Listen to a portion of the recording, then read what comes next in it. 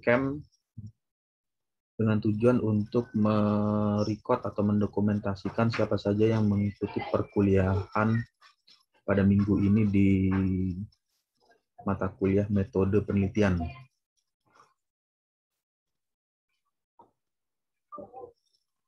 Pak, sudah bisa absen di Edmode ya, Pak? Ya, absennya sesuai ini ya, sesuai kelas yang terdaftarnya di mana. Kalau misalnya tertulis namanya di kelas A, berarti absen di kelas A. Kalau tertulis di kelas B, ditulis di kelas B. Jadi sesuai dengan absen yang adanya di mana nama yang tertulis terregistrasi di Siakat online.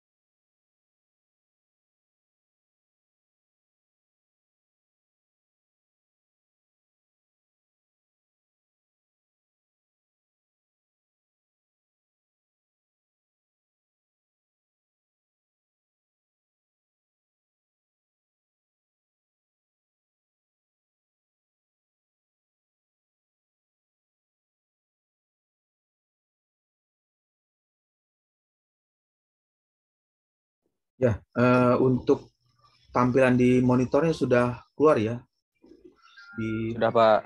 slide PPT untuk PowerPoint.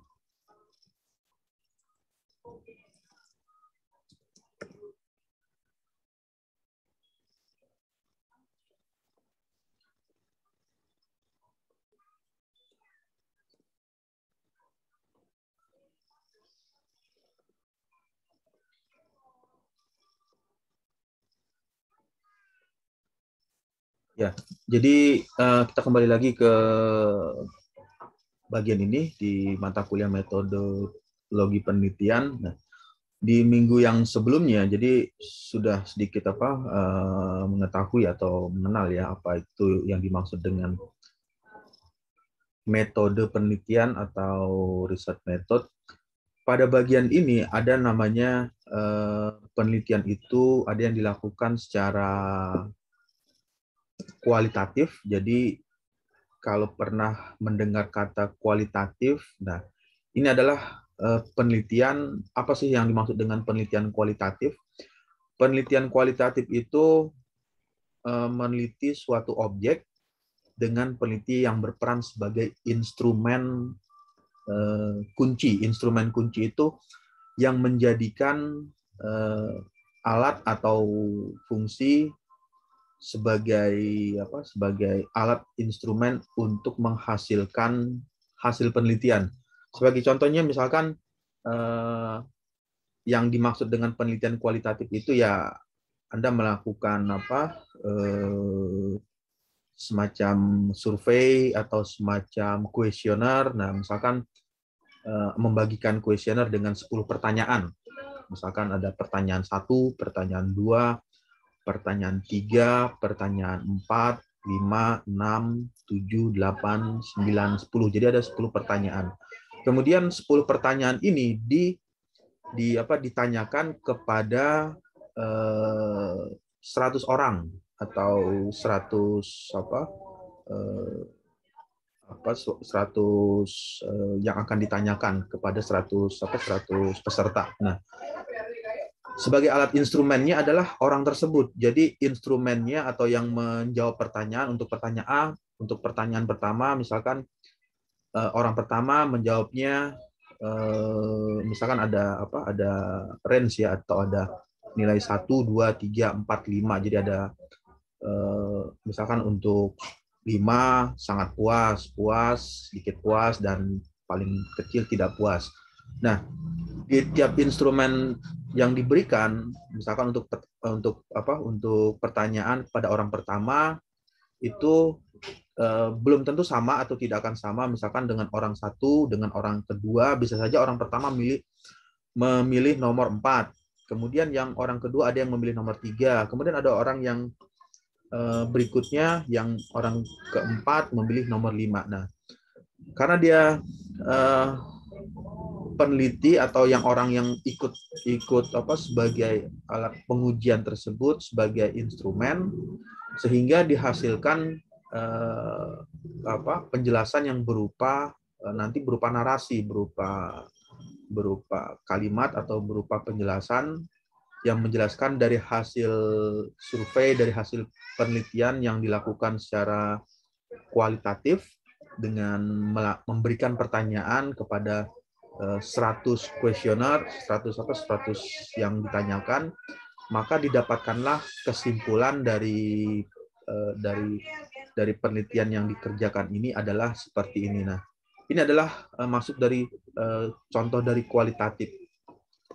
Lalu seperti apa kualitatif ya macam-macam ya. Ini ada bagian ini ada phenomenological research, penelitian kualitatif ini meneliti mengumpulkan data melalui observasi dari partisipan. Jadi partisipan atau Anda melakukan uji kuesioner atau memberikan pertanyaan itu masuk ke dalam kategori penelitian kualitatif, karena yang berperan di bagian ini yang akan melakukan mengeluarkan hasil instrumen yaitu adalah orangnya atau yang melakukan yang berperan di dalam penelitian tersebut.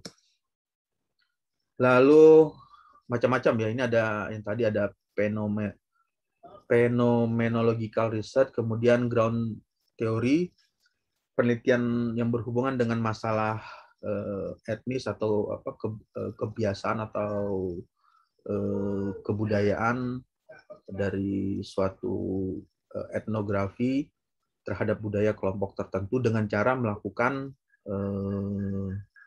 interview atau melakukan wawancara dan juga bisa dilakukan secara observasi atau mendatangi secara langsung tempat yang ingin dilakukan penelitian tersebut. Nah, objeknya adalah ya orang-orang yang ada di situ. Misalkan Anda berkunjung atau meneliti suatu etnis atau suatu kebiasaan dari suatu daerah tertentu, misalkan di daerah A atau di daerah B. Kemudian yang dilakukan adalah mengamati perilaku atau kebiasaan dari kehidupan orang di daerah tersebut. Nah, dengan cara apa ya? Dengan cara melakukan wawancara atau melakukan observasi. Nah, ini masuk ke dalam kategori kualitatif karena yang menjadi tools-nya atau menjadi instrumen untuk memberikan nilai-nilai tertentu itu adalah berupa orangnya atau yang diteliti tersebut. Beda halnya dengan penelitian yang menggunakan kuantitatif ya. Kalau kuantitatif itu biasanya menggunakan alat tertentu, alat ukur tertentu. Nanti dari hasil alat ukur tersebut memberikan output berupa angka, berupa nilai. Nah, kalau di sini nanti bisa berupa narasi, bisa berupa penjelasan, kemudian bisa berupa pengalaman dari orang yang diwawancarai tersebut.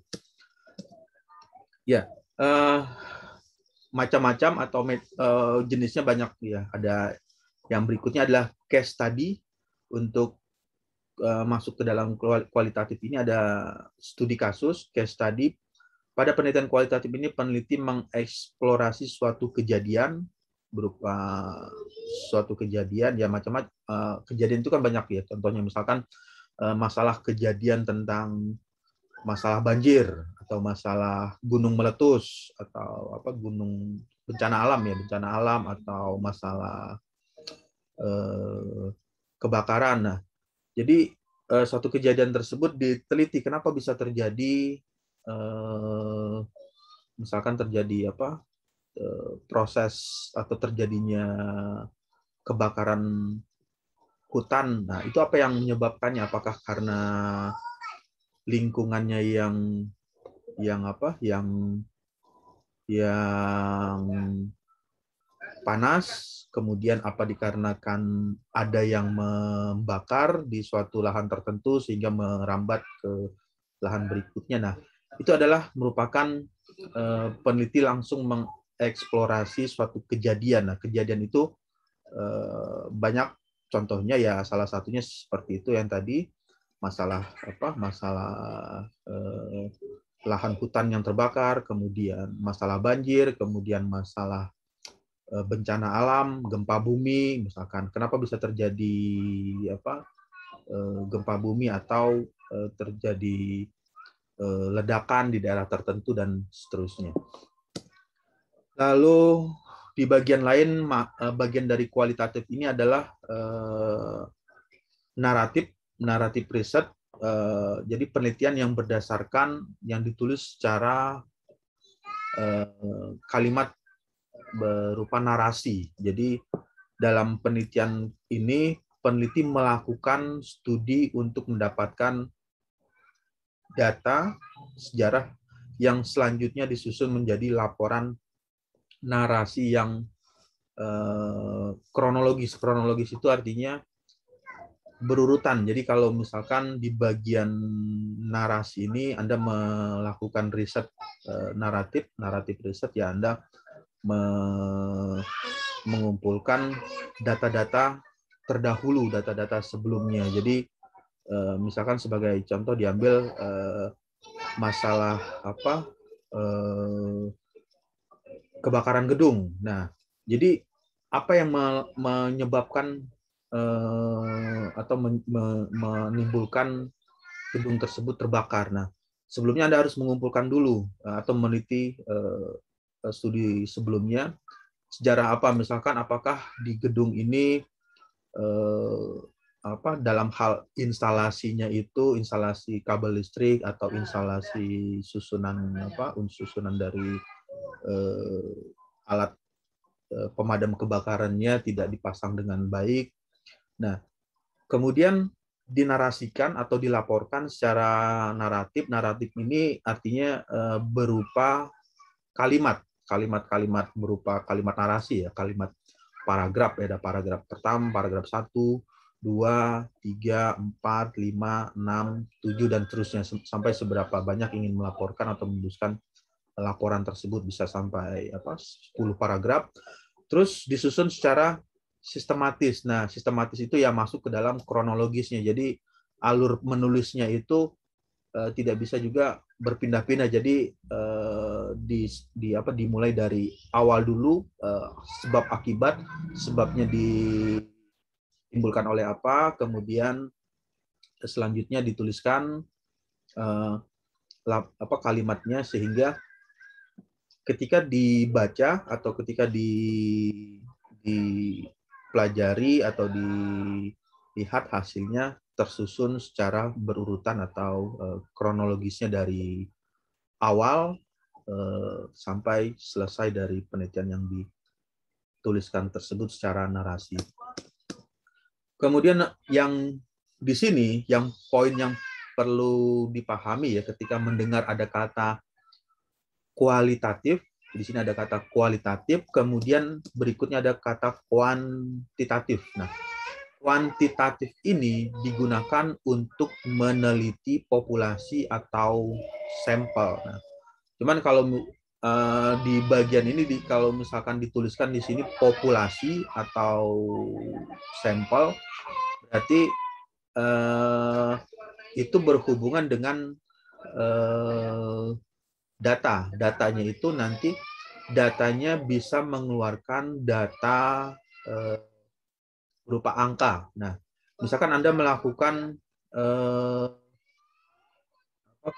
pengujian ya atau melakukan eksperimen di lab ya atau di laboratorium, kemudian Anda melakukan pengujian yang dimaksud dengan populasi itu, misalkan Anda melakukan pengujian terhadap alat pertama atau prototipe 1, prototipe 2, prototipe 3, kemudian prototipe 4, prototipe 5. Lalu sampelnya itu ya nanti Anda bisa mengartikan sebagai contoh dari benda aktualnya. Nah, benda aktualnya itu ketika dilakukan scaling atau dilakukan penskalaan, skala pengecilan ya atau skala pembesaran, misalkan kalau dia dibuat dalam skala laboratorium atau skala lab berarti dikecilkan. Nah, kemudian dikecilkan jadilah sampelnya. Sampelnya itu ada 1, 2, 3, 4, 5 dan seterusnya sampai seberapa banyak sampel yang ingin dilakukan pengujian. Kemudian untuk melakukan pengujian itu dibutuhkan suatu tools atau alat. Nah, alatnya kan bermacam-macam. Kalau di bidang engineering atau di bidang teknik ya banyak sekali alat-alat instrumen atau alat-alat instrumentasi untuk melakukan pengukuran. Misalkan Anda menggunakan alat untuk mengukur vibrasi atau alat untuk mengukur getaran. Kemudian alat untuk mengukur intensitas cahaya atau alat untuk mengukur uji tarik atau kekuatan untuk kekuatan tarik dari suatu material tersebut, atau uji tekan atau uji puntir, atau juga alat instrumentasinya itu bisa berupa alat ukur temperatur, mengukur suhu, kemudian mengukur kelembapan, kemudian mengukur kecepatan. Kalau misalkan di bidang fluid mekanik menggunakan alat ukur flow meter atau alat ukur PIV, particle image velocimetry. Jadi alat-alat itu atau alat-alat yang disebutkan tadi itu adalah instrumentasi atau alat yang berfungsi untuk melakukan pengukuran terhadap sampel atau populasi tersebut. Nah, lalu output dari alat ukur tersebut ya dia akan mengeluarkan angka, mengeluarkan nilai. Nah, angka atau nilai inilah yang dimaksud, yang diartikan sebagai kuantitatifnya. Jadi, misalkan mengeluarkan angka ya, misalkan melakukan pengukuran terhadap temperatur suatu objek dari sampel yang diukur tersebut.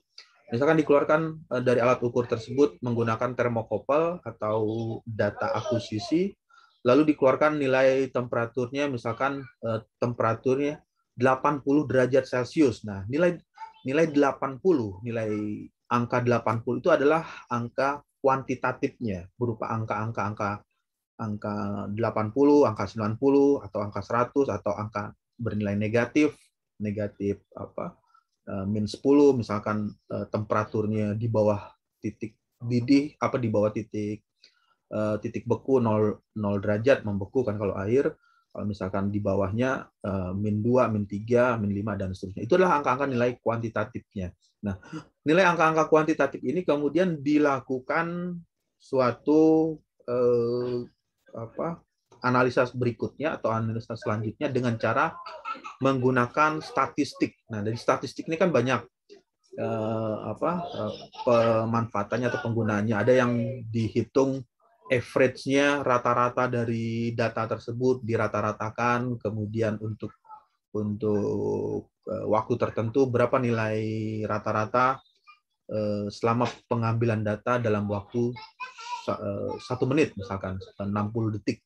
Berarti nanti di average atau di rata-rata, atau nanti juga bisa diketahui nilai tertinggi, nilai optimumnya, nilai minimumnya, kemudian ditambahkan dengan variasi yang lain, lalu dibandingkan antara sampel 1 atau populasi 1 atau prototipe 1 dengan prototipe 2 atau dengan prototipe 3, mana yang lebih baik atau lebih unggul atau lebih bagus jika dibandingkan dengan yang lain. Nah, itu yang dimaksud dengan kuantitatif. Kuantitatif itu mengeluarkan nilai-nilai angka-angka, dan yang menjadi alat instrumentasinya adalah alat ukur, bukan orangnya, bukan yang melakukan penelitian itu. Jadi kalau misalnya orang kan yang melakukan di penelitian tersebut tidak bisa membaca, misalkan untuk mengetahui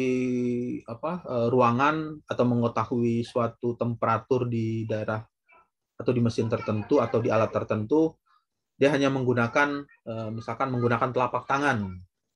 Setelah dipegang atau setelah disentuh, nilainya dimungkinkan atau diperkirakan temperaturnya 70 derajat atau 80 derajat Celcius. Nah, itu tidak bisa dilakukan karena tiap nilai yang dikeluarkan atau dari alat tersebut ya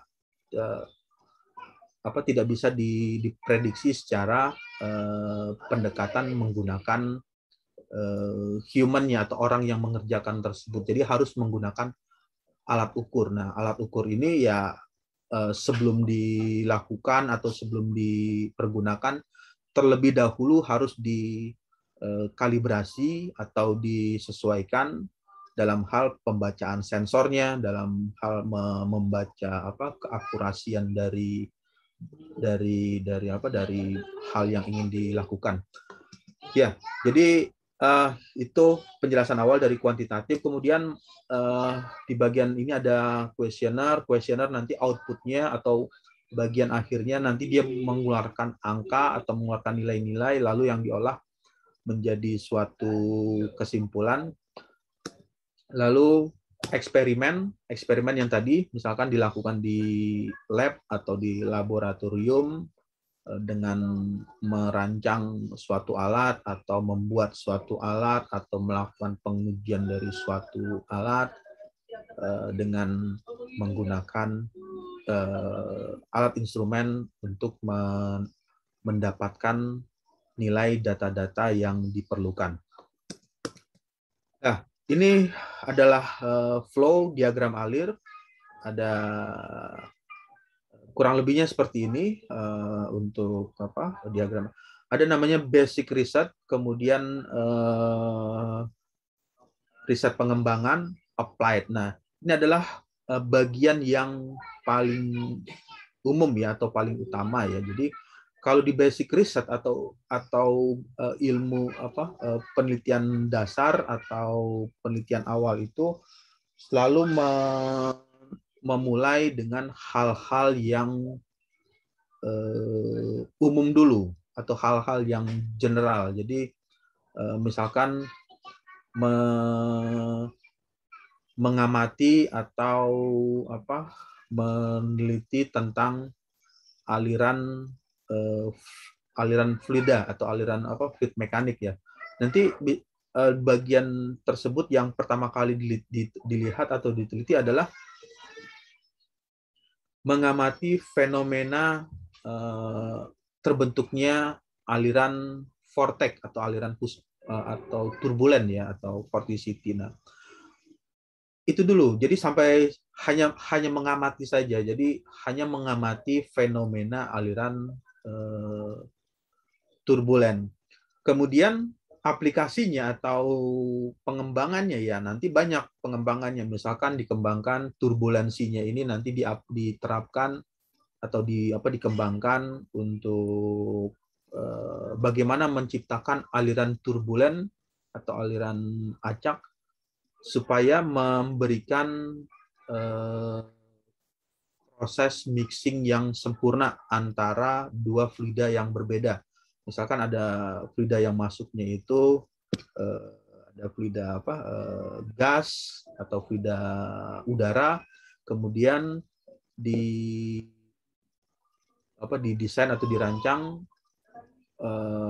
untuk fluida berikutnya yang masuk adalah fluida cairan atau fluida cair. Nah, lalu dari pengembangan itu turbulensi ini dikembangkan untuk menghasilkan proses mixing atau proses pencampuran. Nah, jadi itu adalah alurnya. Jadi diawali dari penelitian awal hanya meneliti masalah turbulensi, kemudian dikembangkan berikutnya untuk selanjutnya nanti di applied-nya, di aplikasinya, ya aplikasinya itu nanti ada yang diterapkan untuk membuat produk tertentu, misalkan merancang combustion chamber atau ruang bakar.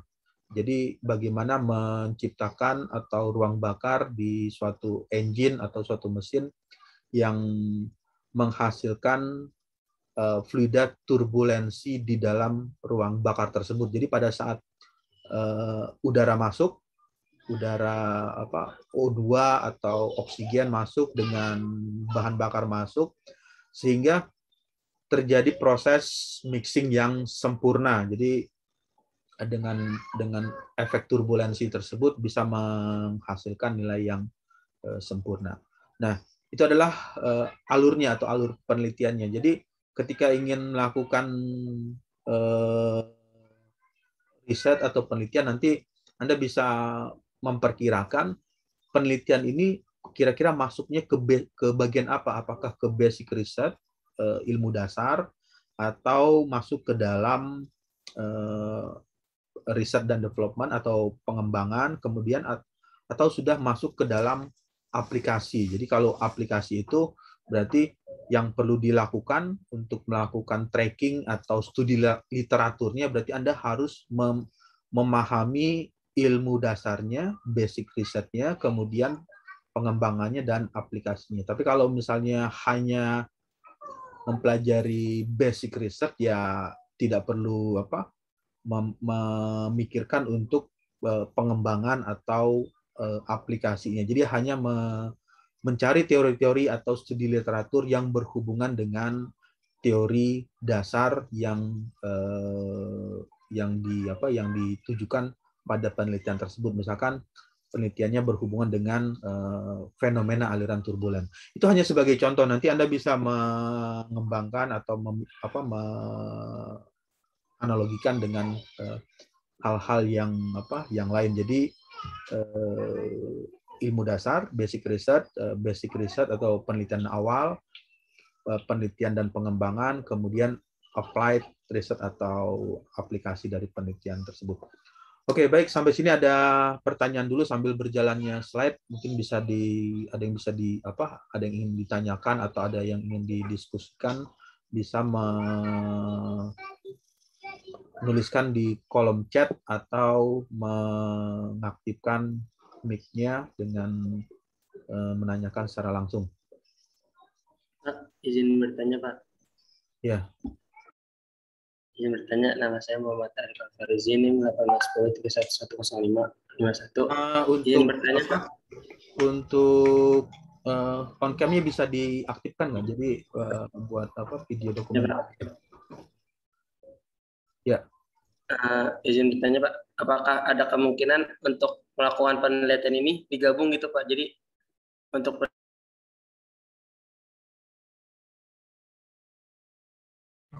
Rip, putus-putus, Rip.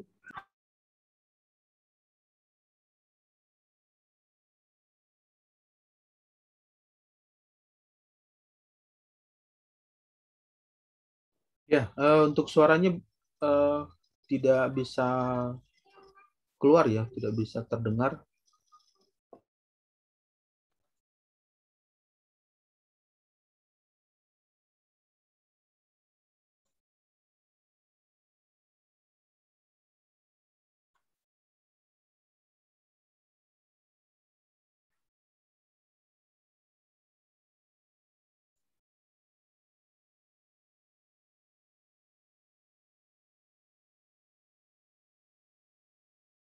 Ya, gimana? Atau ada yang bisa membantu? Apa yang ingin ditanyakan? Eh, Tadi suaranya ya bisa diulangi kembali pertanyaannya.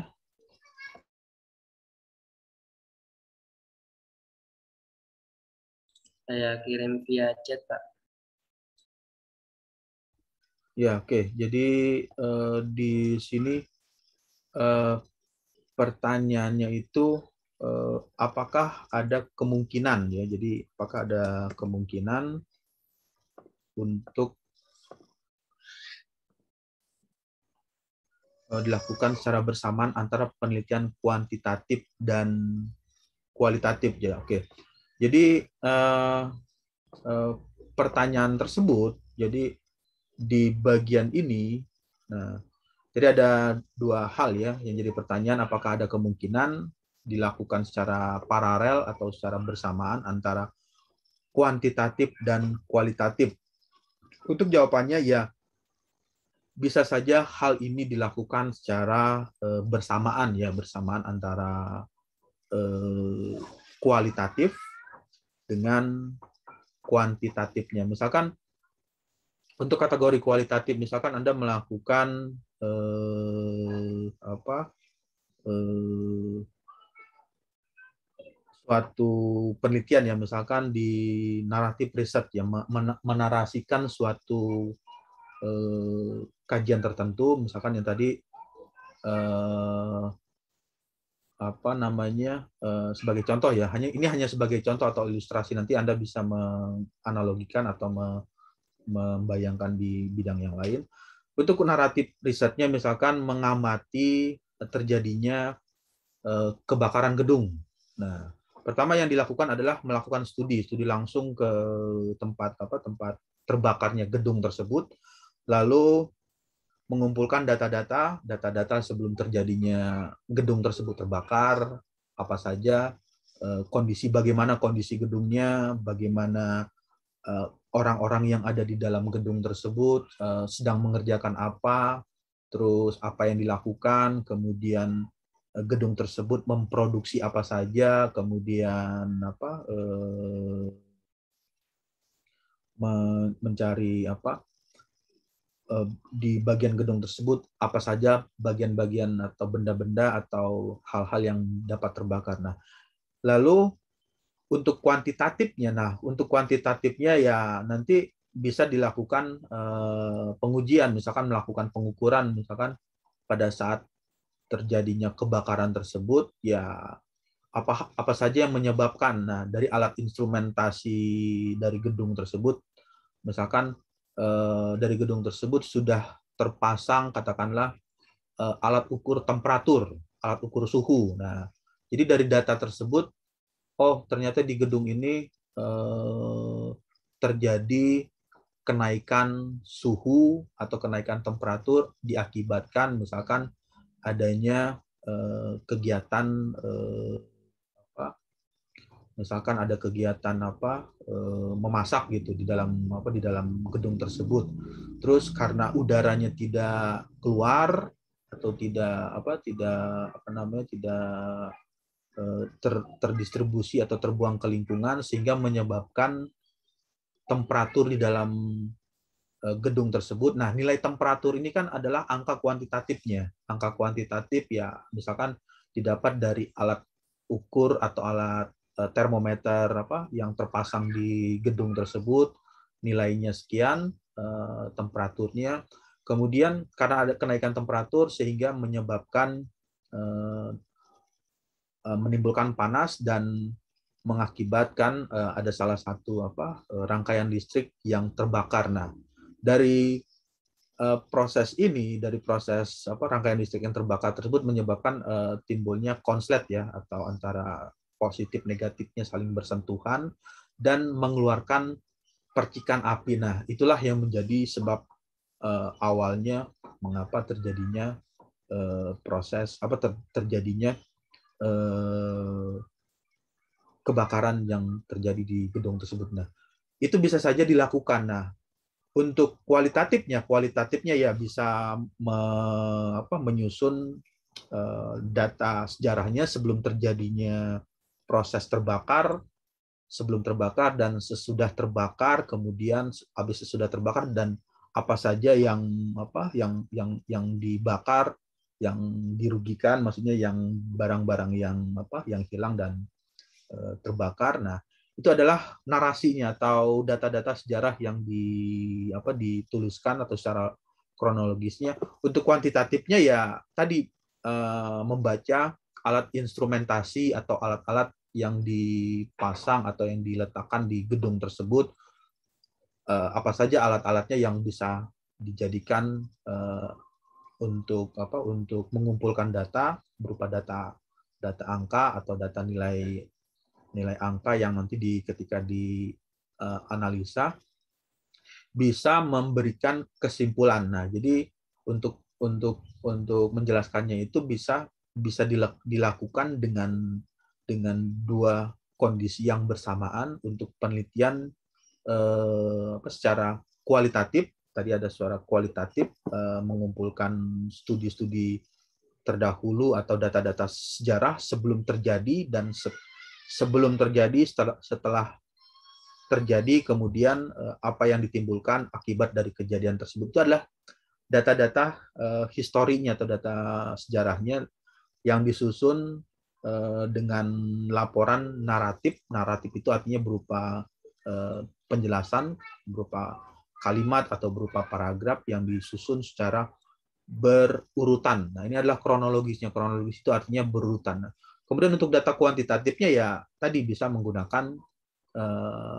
bantuan dari alat instrumen. Tapi kalau misalnya, lalu yang jadi pertanyaan lagi, kalau misalnya tidak ada alat instrumen, ya berarti hasilnya itu hanya dilakukan secara kualitatif. Jadi hanya berdasarkan pengumpulan data-data saja.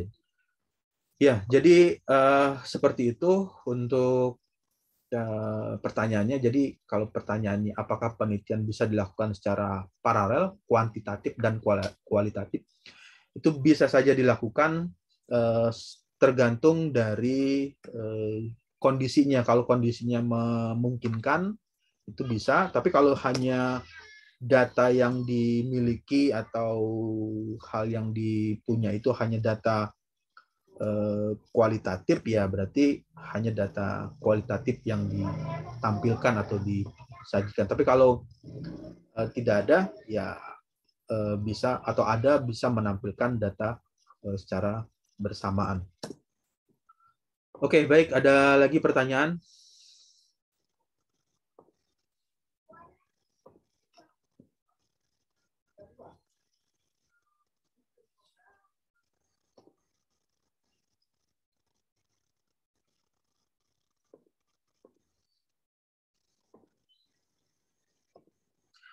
Kemudian jika tidak ada pertanyaan, saya akan lanjut lagi di slide berikutnya. Untuk tampilannya sudah keluar ya. Untuk tampilan di layarnya sudah Pak. Sudah keluar.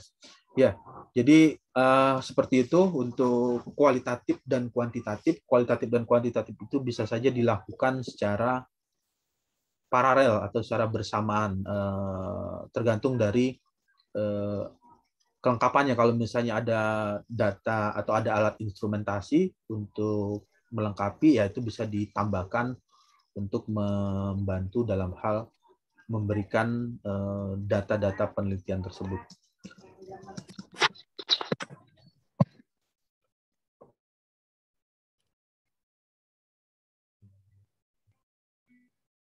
Ya, Selanjutnya saya akan lanjutkan slide berikutnya. Nanti bisa ditanyakan jika ada yang ingin ditanyakan dengan menuliskan di kolom chat. Lalu mengenai ini hanya penjelasan sekumpulan pengetahuan yang tersusun secara sistematis dan berurutan secara runtut melalui metode penelitian. Itu adalah ilmu pengetahuannya. Nah, lalu bagaimana berikutnya, bagaimana melakukan langkah-langkah sistematis dalam hal menyusun ya. Langkah-langkah sistematis tersebut yang pertama adalah merumuskan masalah. Jadi poin yang paling utama dalam melakukan penelitian itu harus mengetahui masalah dulu. Jadi masalah apa yang ada, masalah apa yang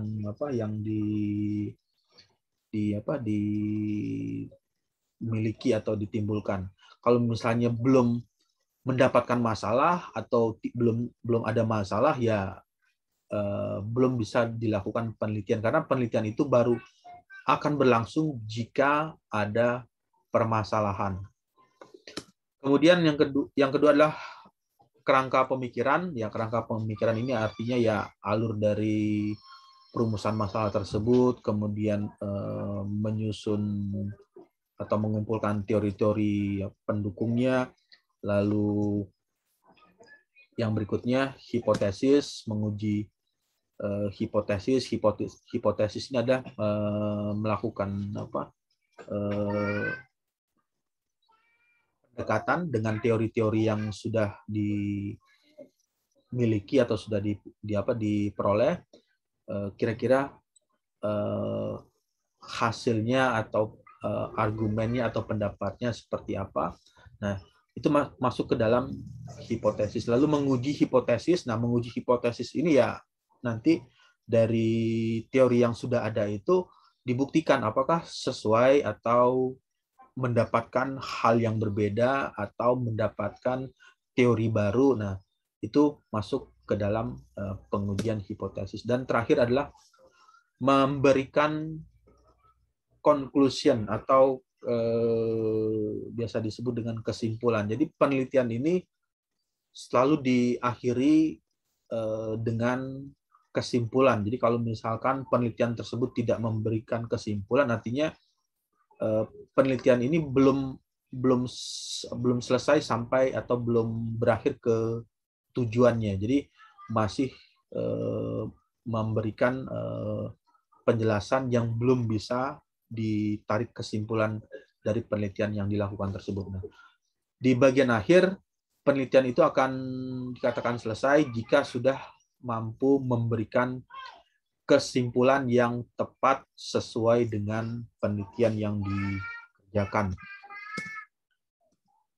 Lalu di bagian lain ilmu pengetahuan ya tadi sebagai teori. Teori itu kan kalau di bidang engineering atau di bidang teknik ya banyak teori-teori ya. Kalau misalkan sederhananya ada teori tentang teori gravitasi atau teori tentang perpindahan panas atau teori tentang kekuatan material, yield strength, kemudian tentang teori tentang uji stres, uji tegangan, regangan. Itu adalah teori-teorinya. Jadi teori tersebut atau rumus atau persamaan yang dituliskan itu adalah teori yang nanti bisa dipergunakan untuk menguji kebenaran atau validasi dari penelitian yang dilakukan tersebut. Lalu berikutnya adalah fakta. Nah, penelitian atau riset yang dikerjakan itu sesuai dengan fakta ya. Jadi bukan fiktif atau cerita khayal atau mendongeng. Nah, itu hal yang berbeda.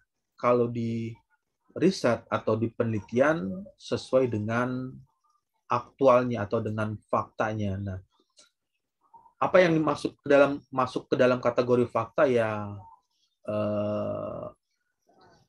secara visual atau secara penglihatan atau bisa diketahui dengan menggunakan panca indera. Nah, jadi ketika itu sudah bisa dilihat atau bisa dirasakan dengan menggunakan panca indera, ya berarti dia sudah masuk ke dalam fakta. Tapi kalau misalnya hal itu tidak terlihat atau tidak bisa dirasakan, hanya berupa imajinasi atau hanya berupa impian atau hanya berupa ayalan atau hanya berupa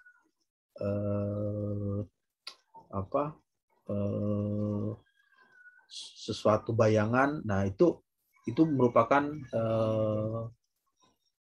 hal-hal yang bukan masuk ke dalam fakta. Nah, dikatakan fakta itu ketika ditanyakan apakah alatnya ada, apakah bendanya ada, apakah wujudnya ada, apakah bentuknya ada, bisa dirasakan dengan menggunakan kelima panca indera. Jadi bisa dilihat secara visual dengan mata, atau bisa didengar menggunakan telinga, atau bisa dirasakan dengan kulit, misalkan memiliki tekanan yang besar atau memiliki nilai temperatur yang tinggi atau temperatur yang rendah. Jadi sesuai dengan kondisi sebenarnya.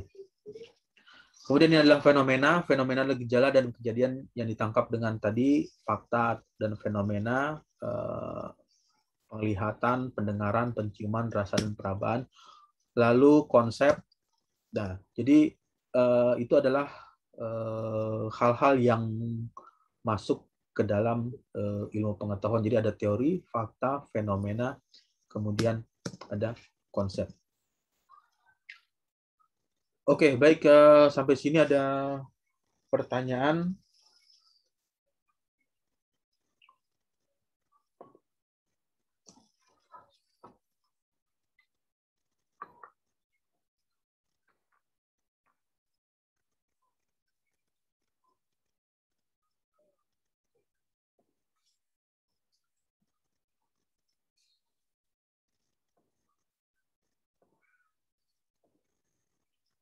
Ya, jika tidak ada pertanyaan, saya akan masuk lagi ke slide berikutnya. Kemudian apa yang perlu dimiliki oleh seorang peneliti atau dengan kata lain ilmuwan atau researcher? Seorang peneliti atau ilmuwan harus memiliki syarat-syarat empiris, rasionalis. Rasionalis itu artinya berpikir secara logis atau masuk di akal, dan kritis, serta harus memiliki sikap ilmiah sebagai berikut. Yang poin yang pertama adalah hal yang harus dimiliki ketika melakukan penelitian itu rasa penasaran atau rasa ingin tahu. Jadi kalau penasarannya kecil atau penasarannya kurang atau tidak ada penasaran yang besar atau rasa ingin tahunya kecil, ya nanti yang dilakukan atau yang ingin dikerjakan di penelitian juga tidak terlalu jauh, artinya tidak terlalu mendalam karena tidak terlalu besar rasa ingin tahu yang ingin dicari pada penelitian tersebut. Yang pertama adalah sikap ingin tahu, memiliki sikap bertanya, kenapa bisa begini, kenapa bisa seperti itu, kenapa mesti ini, kenapa harus ini, apa penyebabnya, apa yang ditimbulkan, kenapa bisa hasilnya besar, kenapa bisa hasilnya kecil. Nah, itu adalah pertanyaan-pertanyaan sederhana atau pertanyaan-pertanyaan mudahnya atau pertanyaan-pertanyaan yang paling mendasar di poin rasa ingin tahu. Jadi rasa ingin tahu itu adalah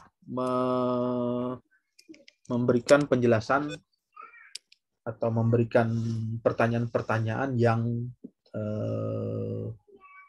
memberikan rasa ingin tahu pada objek yang akan diteliti tersebut.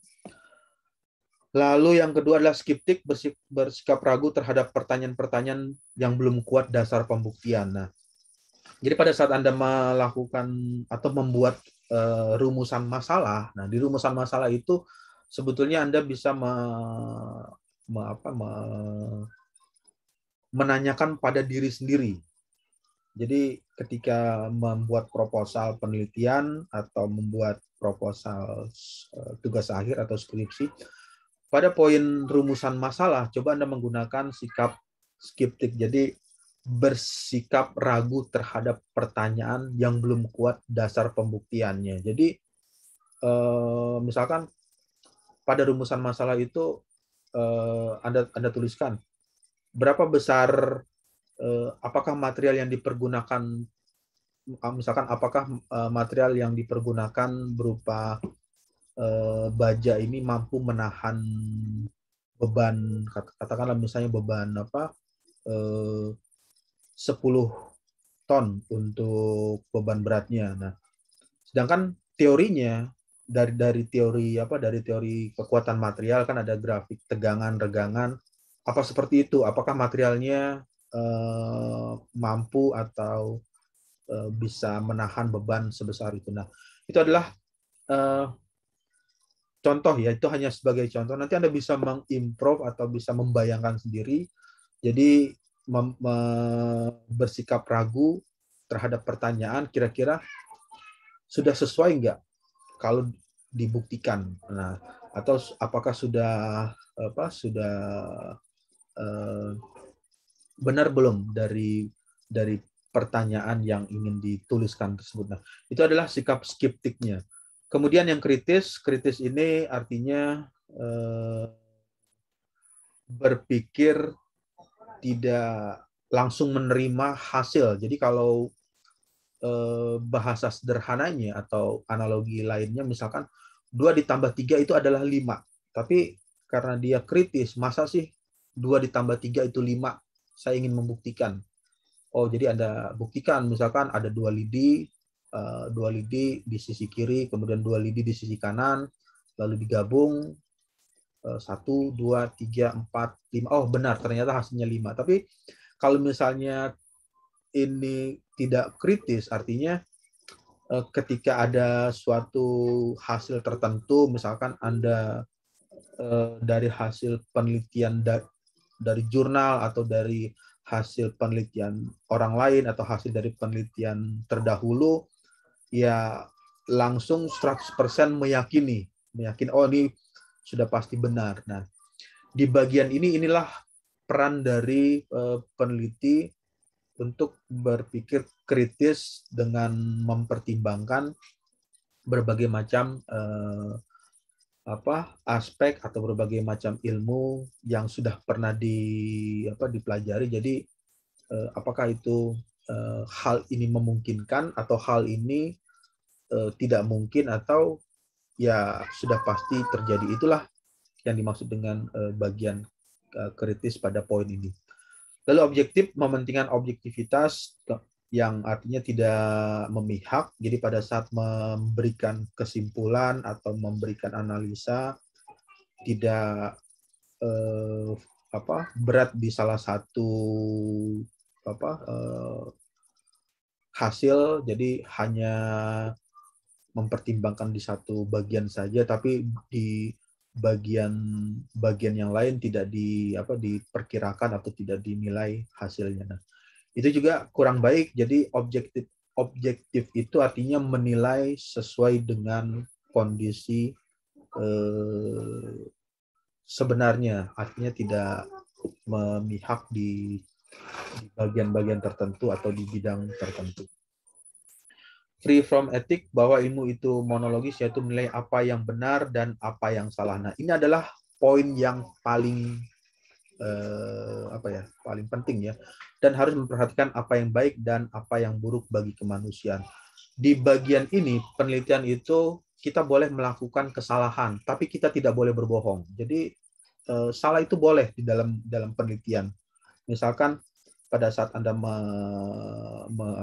mengambil data, katakanlah ada kesalahan, misalkan salah memasang alat ukur atau salah menempatkan alat instrumentasi, sehingga memberikan outputnya jadi error. Nah, itu salah, itu boleh, tapi tidak boleh berbohong. Artinya ketika mendapatkan datanya sudah sesuai dengan kondisinya atau sesuai dari hasil alat ukur atau sudah sesuai dari hasil yang diperoleh, kita tidak boleh melakukan atau memanipulasi data. Nah, jadi tampilkan saja data yang sudah ada atau data yang sudah diperoleh dari hasil penelitian tersebut. Jadi peneliti berbeda dengan politik atau politikus ya. Kalau peneliti ya kita boleh salah, tapi kita tidak boleh melakukan kebohongan terhadap suatu ilmu pengetahuan. Nah, nanti di bagian selanjutnya kan kita bisa mencari lagi apa yang menyebabkan kesalahan tersebut. Nah, kesalahan-kesalahan itulah yang perlu diperbaiki. Jadi, apakah salahnya itu dalam hal data instrumentasinya kurang tepat, melakukan peletakan atau penggunaan sensor di alat ukur tersebut, kemudian atau ada kesalahan dalam hal menghitung secara statistik, ya itu bisa saja terjadi di penelitian. Tapi yang poin yang paling utama adalah di bagian ini peneliti tidak boleh melakukan kebohongan atau berbohong terhadap hasilnya. Jadi hasilnya bagus semua. Misalkan katakanlah dari hasil risetnya, dari hasil penelitiannya itu sangat meyakinkan, bagus sekali. Tapi ternyata setelah ditelusuri, setelah diamati atau dilakukan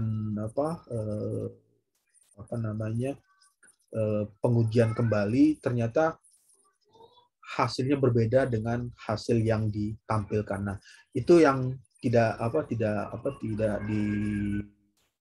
dilakukan atau tidak boleh dilakukan oleh seorang peneliti. Jadi peneliti tersebut bisa saja melakukan kesalahan, tapi mereka tidak boleh melakukan kebohongan dalam hal menampilkan data-data yang diperolehnya. Oke, baik. Sampai sini ada pertanyaan dulu atau ada diskusi yang ingin ditanyakan? Keluar di layar. Udah, Pak. Ya. Oke, jadi saya akan lanjut lagi untuk slide berikutnya. Di bagian ini masalah tentang penelitian. Jadi balik lagi ke tadi, penelitian pada dasarnya merupakan rasa ingin tahu ya, rasa ingin tahu dari human atau manusia, karena manusia itu diberikan diberikan akal atau diberikan ilmu pengetahuan. Nah, karena adanya akal, adanya berbeda dengan hewan. Kalau hewan kan belum pernah ada cerita atau ada hewan melakukan penelitian, atau misalkan semut melakukan penelitian, atau kuda melakukan penelitian, atau sapi melakukan penelitian. Nah, penelitian itu ya hanya ada pada manusia atau ada di manusia. Jadi di bagian ini penelitian merupakan hasrat ingin tahu manusia dalam hal ilmu pengetahuan. Nah, jadi tujuan utama dari melakukan penelitian itu adalah memberikan informasi atau memberikan kesimpulan, dan juga bisa menambah pengembangan dari suatu bidang ilmu tertentu. Jadi bidang ilmu tertentu ya, misalkan di ilmu fluid mekanik, atau di ilmu kekuatan material, atau di ilmu kekuatan bangunan, atau di ilmu kekuatan jembatan, dan lain sebagainya. Itu berdasarkan dari rasa ingin tahu yang terakumulasi atau dimiliki oleh manusia untuk mengembangkan suatu ilmu pengetahuan. Lalu apa yang dimaksud dengan cara berpikir ilmiah? Nah, ini ada poin yang perlu diketahui. Berpikir ilmiah bersikap skeptis, analitis, dan kritis yang tadi sudah dijelaskan di slide sebelumnya. Jadi berpikir skeptis, yaitu ada bukti atau ada fakta, kemudian ada pernyataan analitis, ada berhubungan dengan menganalisa dari pertanyaan, persoalan, kemudian kritis sesuai dengan data atau berdasarkan objek dan bisa diterima secara akal sehat.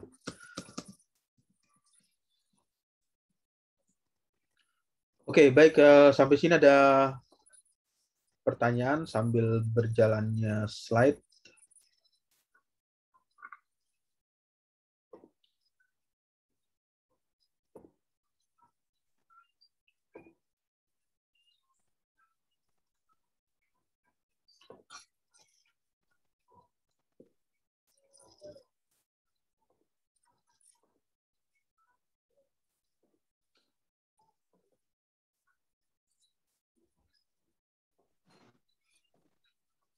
Belum ada, Pak. Ya, oke. Jadi balik lagi ke bagian ini. Tadi ada kata kualitatif ya. Ini kualitatif itu merupakan suatu data yang umumnya ditampilkan dalam berupa kata. Jadi kata itu ya kata ya. Misalkan temperatur di ruangan laboratorium panas itu kualitatif.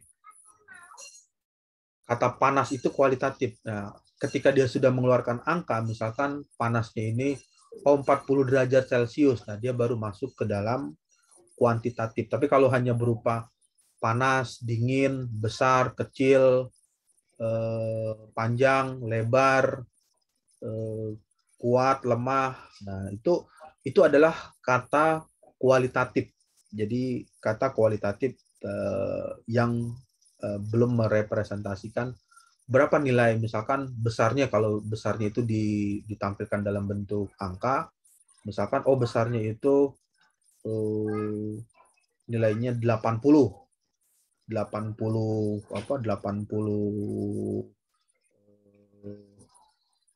meter persegi ya, berarti luasnya itu sebesar itu. Kemudian misalkan kecilnya itu berapa, misalkan apa kecilnya ukuran mikron, milimeter atau sentimeter, misalkan ukurannya itu kecil, misalkan ukuran 0,1 mikrometer. Nah, berarti 0,1 tersebut atau angka 0,1 tersebut itu adalah data kuantitatifnya. Nah, kalau data kualitatifnya hanya berupa kata tadi, kata besar, kecil, lebar, tinggi, panas, dingin, kalau ininya berat, ringan. Nah, itu adalah kualitatifnya. Ketika sudah keluar angka, misalnya beratnya 50 kg, berarti dia sudah masuk ke kuantitatif. Nah, kuantitatifnya itu adalah 50 kilogramnya. Kualitatifnya ya beratnya, nilai berat tersebut. Lalu kata tersebut dijelaskan dalam bentuk narasi. Nah, narasi ini bisa berbentuk kalimat, ya, bisa nanti dalam bentuk dalam berapa jumlah paragraf ya, bisa kalimatnya itu bisa 3-4 kalimat, 1 paragraf, 2 paragraf, 3 paragraf dan seterusnya. Lalu kualitatif juga bisa dikategorikan juga dalam data gambar ya, foto dari hasil handphone, dari hasil kamera, dari hasil video, itu adalah kualitatif. Kemudian data kuantitatif. Nah, jadi data yang tadi, data kualitatif ditransformasikan ke dalam bentuk atau dirubah ke dalam bentuk kuantitatif. Jadi kalau tadi misalkan beratnya itu misalkan berat sekali, berat, kemudian berat sedang, kemudian ringan, terus tidak ada berat. Nah, nanti bisa saja diartikan untuk berat sekali nilainya 4, kemudian berat 3, 2, 1 dan 0. Itu angka-angka ini nanti angka 43210 ini nanti bisa diolah atau dikembangkan menjadi analisa yang dianalisa secara kuantitatif. Ya, saya akan berjalan agak cepat untuk slide-nya. Nanti bisa ditanyakan sambil berjalannya slide. Ini ada data kuantitatif, kemudian data nominal. Jadi seperti ini ada 50 mahasiswa, dikatakan nominal artinya penjumlahan 30 ditambah dengan 20. Nanti ini hanya sebagai gambaran ya, atau sebagai contohnya saja, nanti bisa diimplementasikan atau bisa dipergunakan sesuai dengan keperluannya di bidang teknik. Lalu data kontinu atau data kontinum, ada data ordinal. Data ordinal itu artinya data berupa tingkatan ya, atau ranking. Juara 1, juara 2, juara 3, dan seterusnya. Jadi kalau sampai 5 juaranya tinggal ditambahkan juara 4, juara 5. Kemudian untuk penskalaan, data tersebut dinyatakan dalam skala jarak satu data dengan data yang lain tidak sama. Jadi juara 1 berbeda dengan juara 2, juara 2 berbeda dengan juara 3. Jadi kalau dipahami artinya ada perbedaan antara 1 dengan 2, 2 dengan 3. Ini yang dimaksud dengan data ordinal. Nah, kalau diilustrasikan atau digambarkan ya 1 ya nilainya, misalkan ini hanya sebagai contoh, nilainya 98. Kemudian yang kedua nilainya adalah 93. 98 berbeda dengan 93. Begitu juga ini. Yang ketiga, misalkan 93 berbeda dengan 76. Dan untuk yang keempat juga berbeda dengan 76, berbeda dengan 70. Nah, jadi di bagian ini data ordinal tidak ada kesamaan. Jadi tidak ada sama antara 1 dengan 2, 2 dengan 3, 3 dengan 4, dan seterusnya. Kemudian data berikutnya adalah data interval. Ini interval itu ya seperti ini berurutan ya. Jadi misalkan ini kita gunakan ilustrasinya menggunakan termometer atau alat ukur. Di termometer kan ada alat nilai ya, nilai angka dimulai dari angka 0, 1, 2, 3, 4, 5, 6, 7, 8 dan seterusnya. Lalu ke arah kiri negatif -1, -2, -3 dan seterusnya. Walaupun ada nilai 0 tetapi tetap ada nilainya. Nah, nilai 0 ini ada nilainya. 0 derajat itu kan kalau di bagian ini memiliki nilai ya. Jadi 0 itu adalah titik beku dari fluida air. Jadi pada saat melakukan pengujian atau mengukur, fluida tersebut membeku pada temperatur 0 derajat Celcius. Yang selanjutnya adalah data rasio. Data rasio yang jaraknya sama dan mempunyai 0 mutlak, misalkan data tentang berat, panjang, dan volume. Nah, panjang 0 meter ini kan 0 itu tidak memiliki arti, artinya belum pernah misalkan berat atau panjang 0 meter. Berarti kalau panjang 0 meter ya tidak berdimensi atau tidak ada ukuran, artinya 0 itu tidak berfungsi. Tapi kalau misalnya sudah nilainya sudah 0, misalkan 0,1, 0,2 meter atau 0,3 meter, artinya sudah ada ketentuan bisa digunakan nilai untuk panjang. Kemudian juga berat juga sama. Berat juga kalau misalnya berapa berat dari alat tersebut yang ingin diuji, atau berapa berat dari prototipe 1 atau prototipe 2 atau sampel 1 atau sampel 2. Kalau misalnya beratnya adalah 0, artinya dia tidak memiliki massa atau tidak memiliki berat. Nah, jadi nilai nol ini tidak ada artinya atau tidak ada fungsinya ketika digunakan pada skala berat untuk nilai berat, panjang, dan volume. Kemudian ini ada variabel yang nanti bisa dibaca di situ, masalah dalam hal-hal yang akan dicari dalam penelitian untuk mendapatkan solusi dari masalah yang diteliti, merumuskan masalah. Jadi perlukan untuk seorang melakukan verifikasi yang dibatasi oleh pengalaman. Nah, jadi pada saat merumuskan masalah ini, poin yang perlu diketahui lagi adalah untuk merumuskan masalah ini, yang melakukan penelitian tersebut ya bisa juga membatasi dari hasil pengalamannya. Kalau misalnya belum pernah mengalami atau belum pernah melakukan, tetapi permasalahannya yang dicari atau yang ingin diteliti tersebut terlalu jauh atau terlalu dalam yang ingin dirumuskan permasalahannya, sehingga akhirnya tidak bisa diselesaikan dengan baik. Nah, itu juga yang menjadikan suatu alasan atau sebagai gambaran ketika Anda ingin menentukan suatu masalah atau rumusan masalah yang poinnya adalah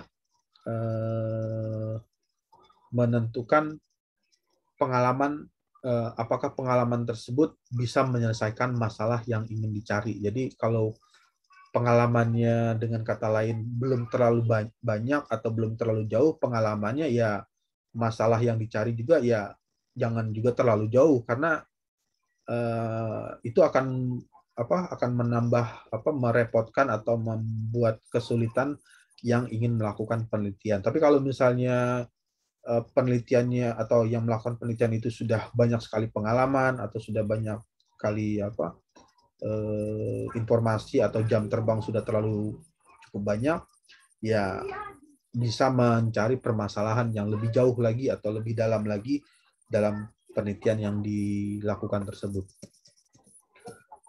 Ya, ini saya percepat aja sambil bisa berjalan. Nah, ini ada penelitian seperti ini. Saya akan masuk ke bagian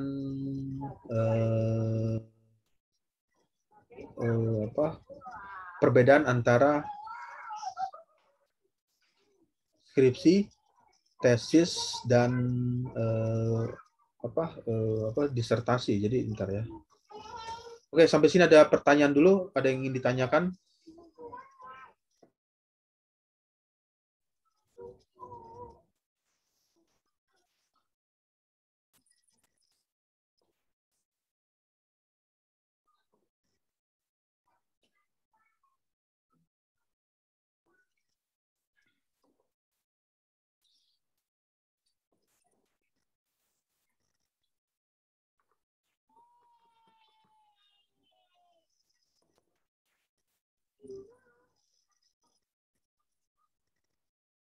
Ya, oke. Kalau tidak ada pertanyaan, sambil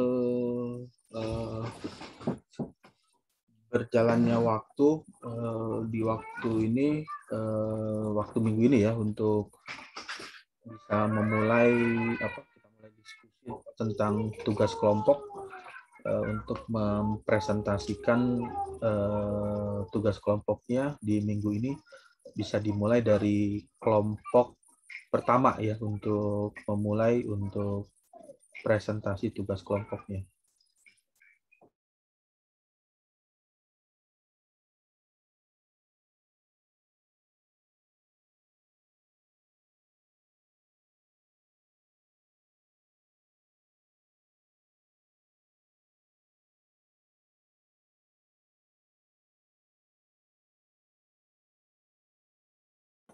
Minggu sebelumnya. Jadi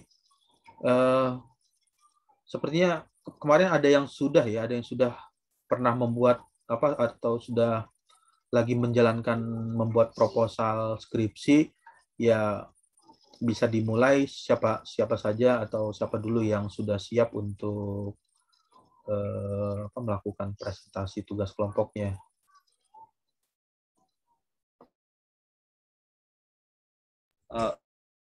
mohon maaf Pak. Jadi yang tadi yang udah bikin kalau nggak salah Astrid itu ya Pak, yang Ya, ya. Nah itu ada nggak? Maksudnya bergabung nggak di sini sudah ada?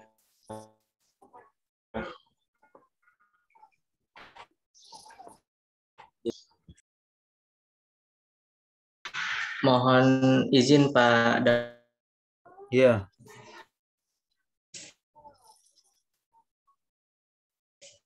Iya. Nah, yang saya tangkap itu adalah berkaitan dengan tugas kelompok. Memang pertama yang dilakukan adalah pembentukan kelompok, Pak. Dan untuk di pekan ini baru memulai, Pak, untuk proses pembuatannya seperti itu, Pak. Dan di pekan depan baru bisa dipresentasikan. Begitu, Pak, kira-kira yang saya tangkap, Pak. Terima kasih. Ya, untuk siapa yang kemarin Astrid ada nggak? Sudah masuk belum? Karena kemarin pernah bilang di minggu sebelumnya itu saya sudah membuat proposal sambil berjalan gitu. Nah, di bagian di minggu ini kalau misalnya sudah bisa untuk presentasi kelompoknya, kita bisa mulai untuk mendiskusikan materi proposal yang sudah dibuat.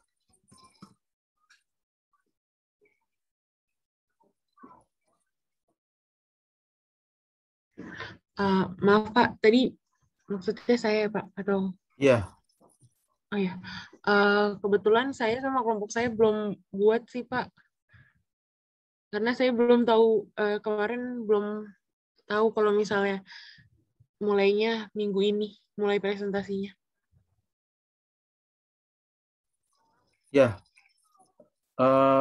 Oke. Kita sampai jam berapa ya? Jam 2.40 ya? Jam 2.40, Pak. Ya, jadi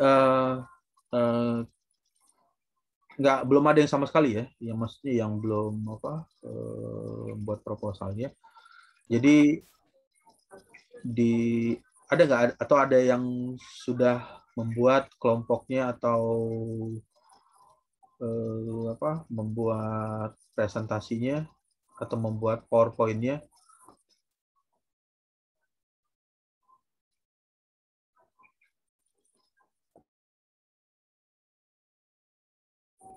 Ya, jadi kalau misalnya belum ada, nanti ya sebetulnya saya mau mulainya di minggu ini karena kita berjalannya waktunya lebih panjang, jadi diskusinya lebih panjang lagi. Jadi tiap minggu ada yang melakukan presentasi, kemudian nanti ada proses diskusi atau tanya jawab, kemudian nanti saya akan komentari dari materi proposal yang dipresentasikan, apa saja yang kurang, apa saja yang ingin ditambahkan.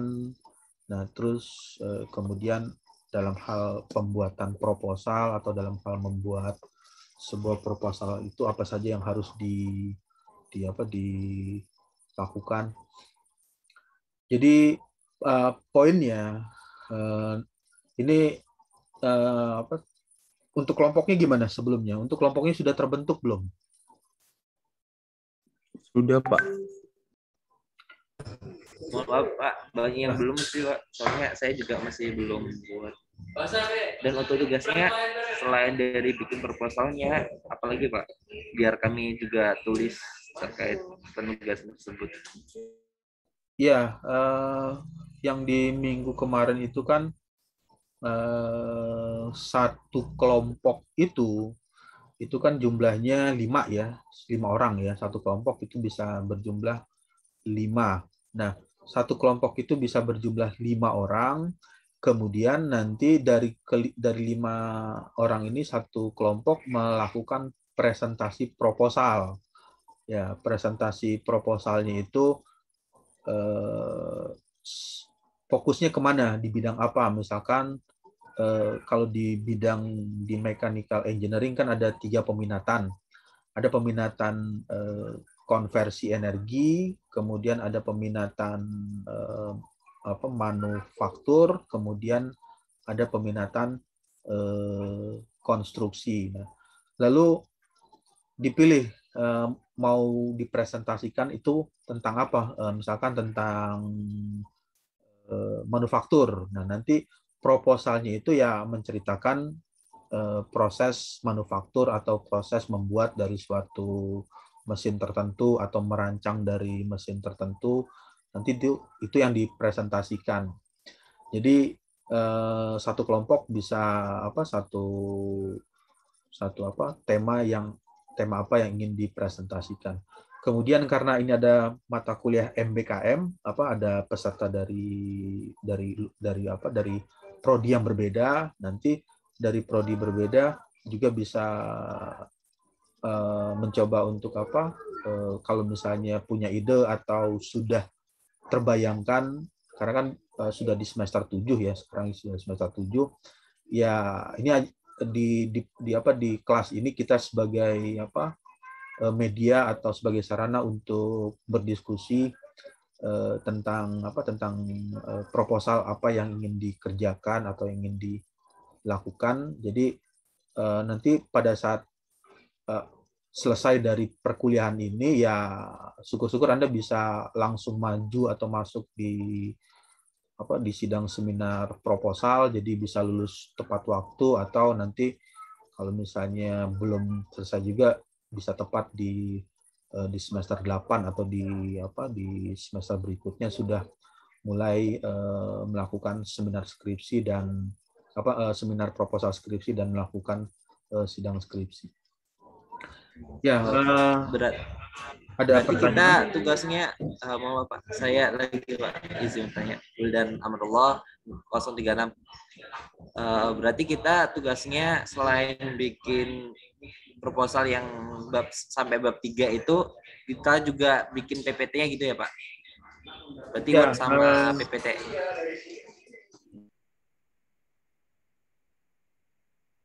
Ya, jadi buat PPT-nya, PPT itu ya PowerPoint. Nah, di bab 1 itu karena proposal itu adalah bab 1, bab 2 dan bab 3 ya, bab 1, bab 2 dan bab 3. Jadi kalau misalkan sudah ada gambaran untuk membuat proposal, ya buat saja misalnya bab 1, bab 2, bab 3. Bab 1 itu berisikan tentang latar belakang. Nah, di bagian ini latar belakangnya apa? Misalkan judulnya tentang apa? Misalkan perancangan mesin misalkan perancangan mesin pencacah padi. Nah, itu hanya sebagai contoh. Terus apa yang melatar belakangi? Nah, nanti di bagian 1.1 atau di bagian latar belakangnya itu dituliskan narasi pendahuluannya, apa yang melatar belakangi mengambil tema tersebut. Kemudian di bagian berikutnya, di bagian selanjutnya 1.2 itu adalah rumusan masalah. Jadi masalah apa yang ditimbulkan atau masalah apa yang ingin dicari di penelitian tersebut sehingga mengambil temanya itu. Jadi nanti dituliskan di situ poinnya apa saja, poin 1, 2, 3, 4. Nah, itu poin-poin itulah yang nantinya akan dicari atau yang ingin diteliti atau yang ingin dikerjakan di poin perumusan masalah tersebut. Kemudian batasan masalah. Nah, di bagian ini nanti ada pembatasan. Jadi pada saat melakukan penelitian itu, peneliti itu harus fokus terhadap penelitian yang dikerjakan. Jadi kalau penelitian tidak memiliki batas atau tidak ada batas, ya nanti arah penelitiannya itu terlalu melebar. Jadi terlalu jauh, bisa kemana-mana karena tidak ada batas. Nah, di bagian tersebut maka perlulah dituliskan batasan permasalahannya. Jadi permasalahannya apa yang membatasi dari penelitian yang dikerjakan tersebut. Kemudian setelah menuliskan batasan masalah, rumusan masalah, kemudian tujuan penelitian. Tujuan penelitian ini bertujuan untuk apa? Nanti bisa dituliskan ada poin 1, 2, 3, misalkan kalau ada 4, berarti ada 4 poin yang dituliskan di tujuan penelitian. Lalu bab 2-nya ya lihat bagaimana cara membentuk atau membuat tulisan di bab 2. Lihat saja teorinya, teori atau landasan teori. Kalau misalkan tadi judulnya itu perancangan mesin pencacah padi ya, itu hanya sebagai contoh. Jadi nanti cari teori yang berhubungan dengan rancangan tersebut, misalkan teori manufakturnya atau kemudian dari hal proses perancangan, ada dalam hal proses desain. Nah, itu yang dimasukkan ke bab 2-nya. Kemudian di bab 3 nanti Anda bisa memasukkan atau bisa menambahkan flowchart atau diagram alir dari penelitian tersebut. Jadi pertama kali apa yang ingin dilakukan ketika ingin merancang dari sistem tersebut. Nah, itu yang perlu dimasukkan atau ditambahkan di bagian tersebut.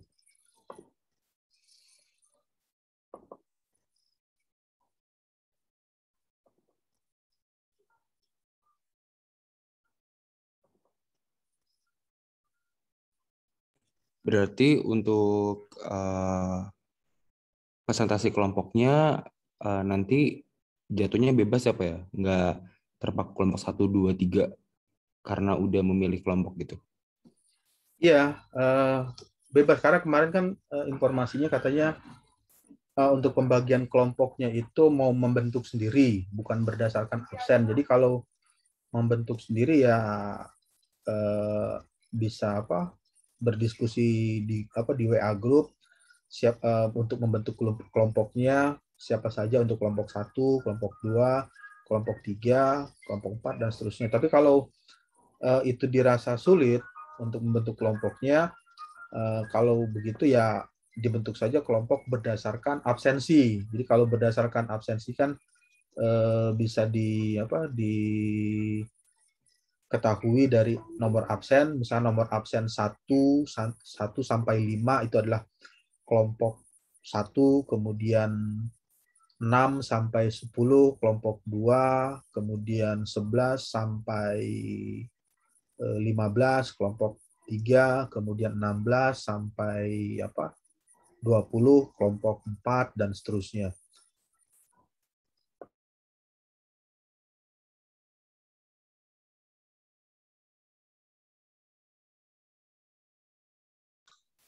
Izin masuk Pak Damora. Ya. Ya Pak. Saya mau memberikan saran ya, ini sebetulnya dari diri saya pribadi saja. Barangkali Bapak ingin setuju atau tidak itu balik lagi ke diri pribadi Bapak. Yang pertama yang ingin saya sampaikan adalah yang berkaitan dengan tugas ini Pak. Sebetulnya kan tugas ini kan untuk melatih dan juga untuk mempersiapkan ya berkaitan dengan topik skripsi. Dan mahasiswa-mahasiswa yang mengambil mata kuliah ini juga mahasiswa semester 7 dan pastinya abang-abang sekalian dan kakak-kakak sekalian sudah memiliki topik dan judul skripsi seperti itu. Ada juga mungkin yang sedang proses seperti itu. Nah, hemat saya Pak Damora, memang sebaiknya sih tugas ini individu ya. Karena mungkin dari teman-teman sendiri sudah memiliki topik dan sedang proses, jadi bisa dilanjutkan dan bisa juga menjadi apa ya, salah satu manfaat mungkin barangkali untuk kedepannya. Jadi kedepannya tinggal mungkin tinggal apa ya, tinggal mengajukan sidang atau apa seperti itu. Tapi kelemahannya masukan saya ini memang karena mahasiswanya terlalu banyak ya, mungkin kalau untuk dipresentasikan ada 55 orang ini memang sangat banyak dan tidak hemat waktu seperti itu, Pak Damora.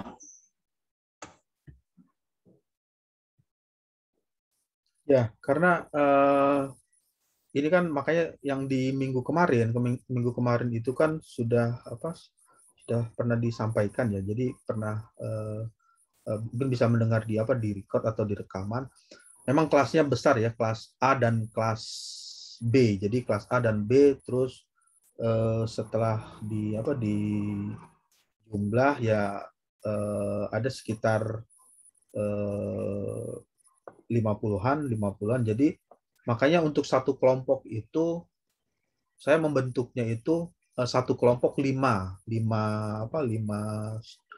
mahasiswa. Jadi kalau 5 kan, kalau misalnya 55 dibagi 5 berarti berapa? 11 ya. Ada 11. Nah, kita itu kan aktualnya itu ada kemarin kan, karena kemarin minggu pertama minggu keduanya digabung, jadi 14 dikurang 2. 14 dikurang 2 itu berapa? 12 ya. Jadi ada 12 kali pertemuan. Nah, 12 kali pertemuan ini artinya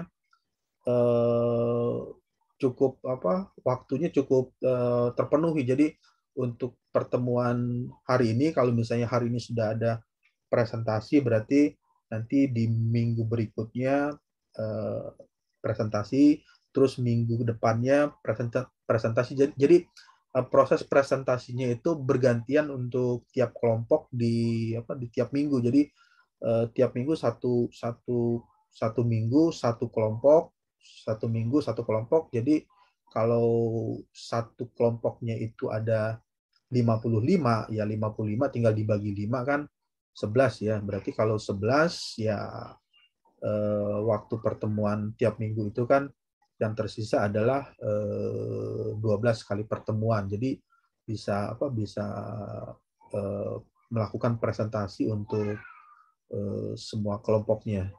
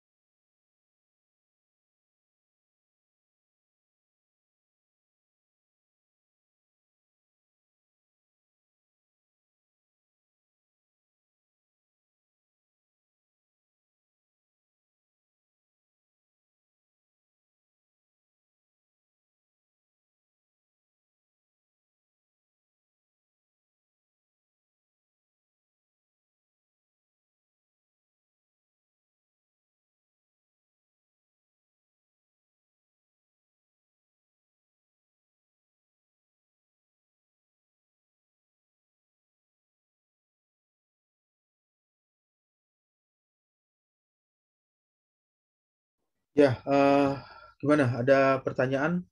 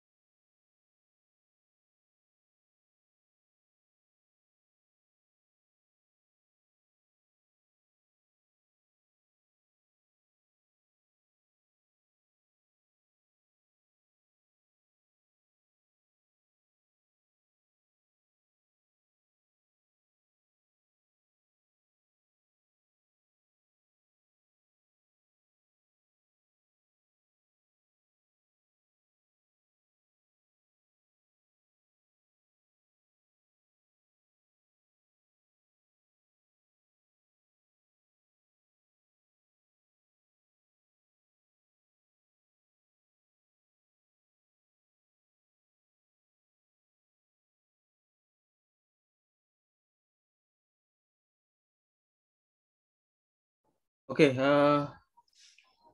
sebelum berakhir gimana nih? Ada pertanyaan untuk tugas kelompoknya atau ada yang ingin ditanyakan? Jadi poinnya di kelas ini, kelas apa metode penelitian, karena mata kuliah metode penelitian itu kan ya tujuannya adalah untuk membantu atau melakukan penelitian. Jadi di bagian akhir kan perkuliahan itu Anda melakukan seminar proposal skripsi, atau bagian akhirnya sampai selesai sampai seminar skripsi. Nah, pada mata kuliah metode penelitian ini kita bisa melatih atau sudah ada sebagai uji coba atau sebagai diskusi sebelum Anda mengajukan seminar proposal skripsi atau maju ke pembuatan seminar. Nah, nanti dengan ide atau pekerjaan apa yang ingin dilakukan atau yang ingin diteliti, ya ditulis saja dulu atau didiskusikan dengan kelompoknya. Satu kelompok itu bisa 5 orang. Jadi kalau 5 orang kan 55 peserta, ya 5 dibagi 5 11. Jadi kita ada 11 kali pertemuan. Jadi tiap minggu itu ada diskusi. Kelompok pertama cerita tentang proposal ini, bagaimana komentarnya, bagaimana pertanyaan yang ditanyakan, atau bagaimana kelebihan atau kekurangan dari proposal yang ingin dikerjakan tersebut. Jadi kelas ini tujuannya adalah untuk melakukan atau memberikan gambaran awal Anda sebelum melakukan tugas akhir atau mengerjakan presentasi proposal skripsi. Jadi bisa dilakukan di perkuliahan metode penelitian ini. Oke, nanti kalau misalnya belum ada yang melakukan presentasi di minggu ini, kita mulai di minggu depan ya, di perkuliahan di minggu depan coba didiskusikan. Kenapa ini harus perlu dilatih? Karena membuat proposal penelitian atau membuat penelitian itu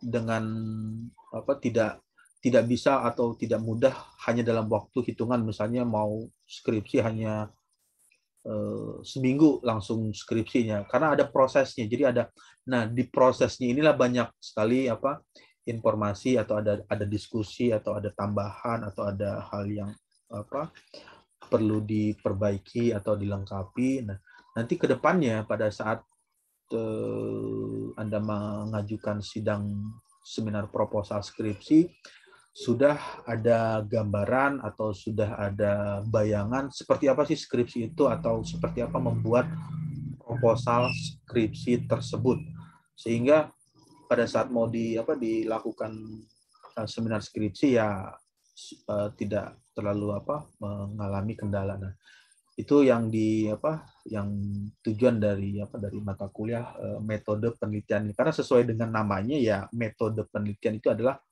bagaimana melakukan penelitian yang nanti aplikasinya atau penerapannya ya adalah membuat proposal skripsi, dan di bagian akhir sampai selesai Anda bisa mengikuti seminar skripsi untuk di bagian di semester akhir.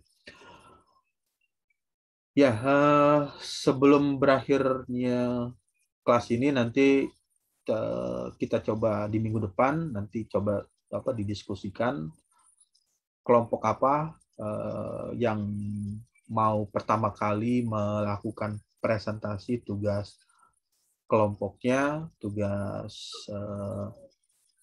kelompok presentasi. Nanti Anda melakukan presentasi ya sekitar 10-15 menit, lalu nanti ada diskusi atau ada tanya jawab dari audien atau peserta yang lain. Kemudian nanti saya akan coba untuk memberikan komentar atau memberikan masukan kalau misalkan Anda mengajukan atau menambahkan hal ini atau proposal tersebut menjadi proposal skripsi atau proposal untuk tugas akhirnya. Oke, baik, ada pertanyaan sebelum kelas virtual Zoom-nya ditutup. Jadi cukup jelas ya, atau sudah terbayangkan ya seperti apa tugas kelompoknya.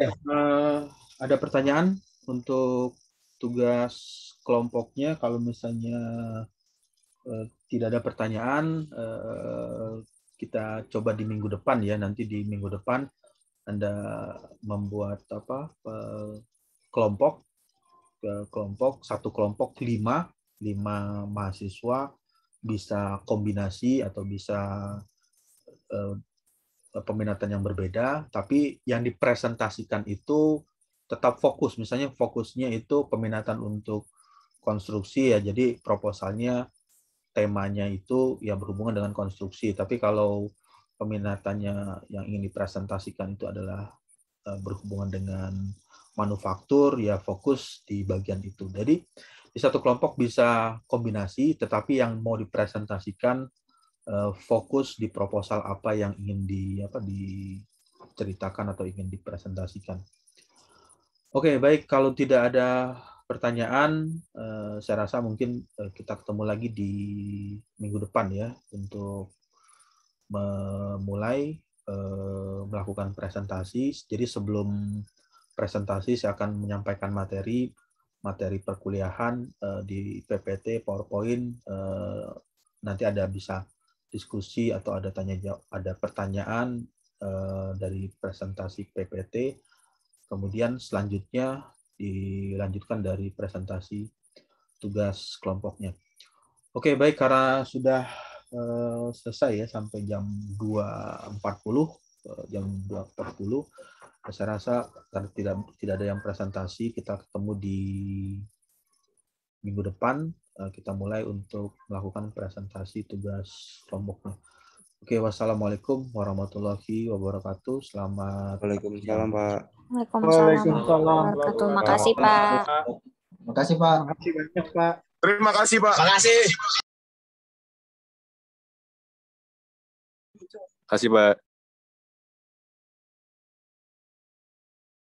Terima kasih, Pak. Makasih ya Pak.